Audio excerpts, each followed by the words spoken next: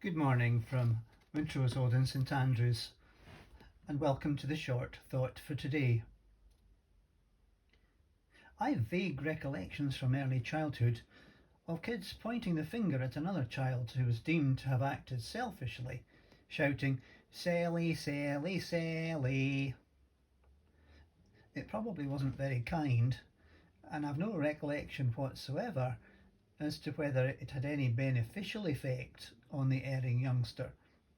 But it's interesting that it is stuck in my mind, and perhaps significant that, like a child's sense of injustice, children can have a heightened awareness of selfishness. They expect there to be sharing. Why is it that as adults, so many of us are predisposed to think of ourselves first, to put our own interests before others and before God's?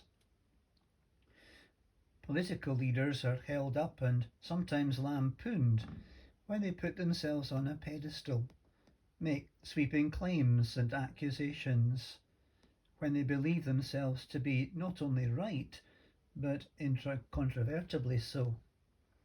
Made worse when they advocate parochial interests above the greater good and foster division within and out with their countries. They're not the only ones, but their reach can lead to great damage being done. Am I falling into the trap of pointing the finger? Perhaps, but we need to learn from this and pray for all in authority or with influence. Jesus was asked, "What is the greatest commandment?" A genuine question this time, not a trap. His answer is remarkably simple and clear, but profound.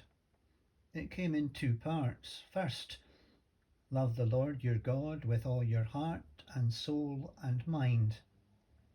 And second, and love your neighbour as yourself. No putting yourself up as number one. Humility is called for. We need to recognise that God is to come first. God is number one. Then we've to love our neighbour as we love ourselves, remembering that a neighbour isn't just someone who lives along the road, but anyone in need, near or far. Not despising ourselves, for we need to look after ourselves to some degree if we're going to love and serve God and neighbour.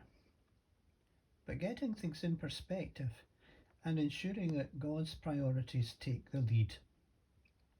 Actually, getting our life in balance makes for a wholesome and holy living, life in all its fullness, loving God, neighbour and ourselves in a properly integrated way. We can't do that by grit and determination. Loving like this comes as a gift from God. But how the world would be changed were we to be open to receive love like this. Thanks again for joining us. Until next time, look after one another, and may the Lord bless you. Amen.